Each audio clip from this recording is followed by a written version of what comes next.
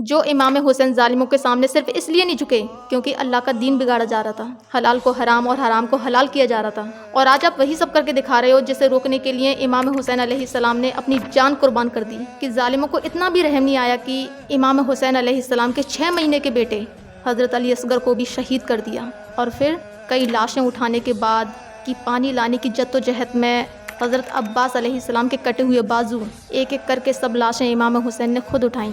اس کے بعد بھی امام حسین کا چہرہ مایوس نہیں تھا، بلکہ اللہ کی رضا میں راضی رہتے ہوئے وہ چہرہ نور سے چمک رہا تھا۔ اور پھر 10 محرم امام حسین علیہ السلام کربلا کے میدان میں بالکل اکیلے تنہا کھڑے ہوئے تھے، کئی تیروں سے زخمی تھے، اور پھر اس کے بعد کئی تیروں کی بارش کی جاتی ان پر، اور پھر اسی حالت میں جب وہ اللہ کے لیے سجدے میں جاتے ہیں تو شمر نے امام حسین علیہ السلام کے سر کو تن سے جدا کر دیا، اور پھر امام حسین علیہ السلام کے سر اکبر کو نیزے پر لٹکا دیا گیا۔ اس کے بعد یزیدی فوج نے خیموں پر حملہ کیا جس میں صرف عورتیں، معصوم بچے اور بیمار امام زین العابدین بچے ہوئے تھے۔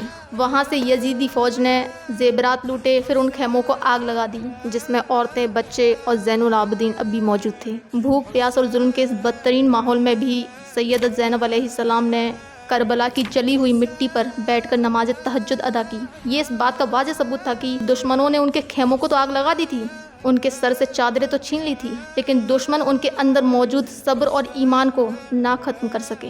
لیکن یہ سب جاننے کے بعد بھی آپ نے کیا کیا؟ آپ نے کربلا کا تماشا ہی بنا دیا۔ ان کی شہادت، ان کی قربانی، ان کی تکلیفوں کو آپ نے اپنے مزے میں، اپنے شوق میں ہی تبدیل کر دیا۔ کربلا میں کون سے ڈھول بجائے تھے امام حسین نے جو اب آپ بجاتے ہو؟ ایسے کون سے ڈی جے، کون سے ناچ گانے ہوئے تھے اس وقت جو اب آپ کر رہے ہو؟ کس قدر جاہلیت پر اتر آئے ہو کہ صحیح اور غلط کے بیچ کا فرق ہی نہیں دیکھ پا رہے ہو؟ سنبھل جاؤ، کہ سدھر جاؤ، ابھی بھی وقت ہے۔